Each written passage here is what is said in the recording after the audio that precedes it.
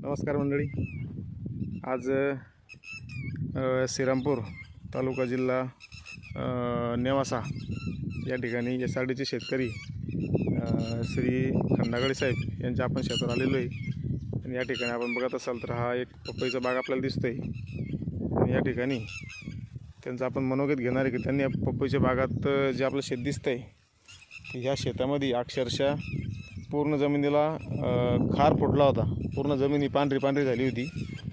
आता त्या जमिनीत आज आम्ही जेव्हा व्हिजिट केली, आज दिनांक साधारणतः 25 जुलै 2026 आणि आजच्या दिवशी आपण त्यांना विचारू. साहेब नमस्कार. नमस्कार. आपलं या प्लॉटबद्दल काय एकंदरीत थोडंसं सांगा आम्हाला.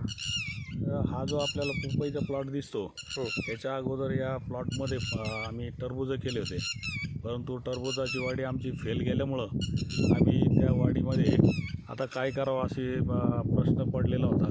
त्यावेळेस गवत पण खूप वाढलेलं होतं. मग आमच्या मुलांनी ठरवलं की या प्लॉटमध्ये आपण पपई करू. तर पपईची रोपं आम्ही आणून 15 नंबरची पपई लावलेली आहे.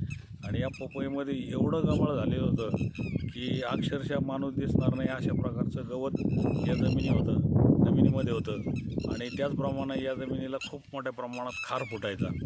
ज्यावेळेस पुंडसाहेब आणि अनिल निवळकर आले होते त्यावेळेस त्यांनी ही जमीन पाहिली तर ते म्हणे ही जमीन अक्षरशः मृत झालेली आहे, ही नापीक झालेली जमीन आहे.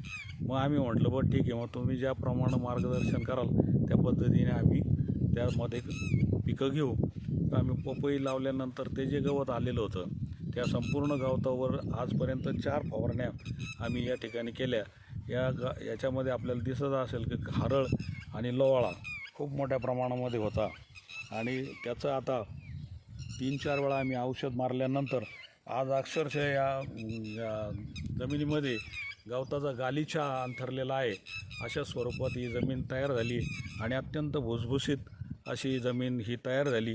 आणि त्यांनी जे सांगितलं होतं ते जे काही तत्त्व आहे ते तत्त्व मला अक्षरशः 100% पटलेलं आहे.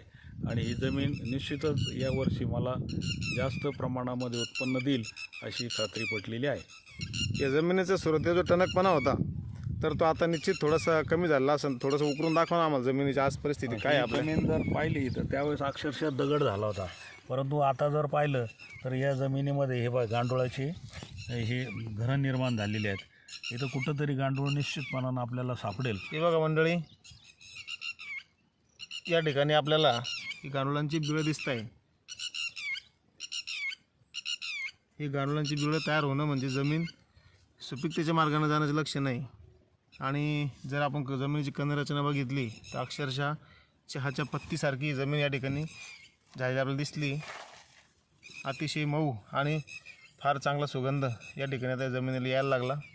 आणि जमीन अतिशय मऊ होऊन सनी या अशी गांडुळांची घरं त्या ठिकाणी आता अस्तित्व निर्माण व्हायला लागलं. आता आपण बऱ्याच ठिकाणी बघतो गांडुळे ही विकत घेतात शेतकरी, परंतु ही विकत घेण्याची गोष्ट नसून निसर्गानं ही आपल्यासाठी फुकट दिलेलं वरदान आहे. पण त्यांचं खाद्य आपण शेतामध्ये ठेवणं हे गरजेचं आहे. परंतु आपल्याला काळेभोर शेतं बघण्याची सवय लागल्यामुळं जे आपण शेतीवर जे नांगरण्याचे अत्याचार केले आणि आपण जमीन आज संपुष्टात आलेली तर यासाठी SRD पद्धतीने जर आपण शेती केली तर खूप लवकर आपली शेती ही पुनर्जीवित होते आणि शेतकरी सुखी होतो.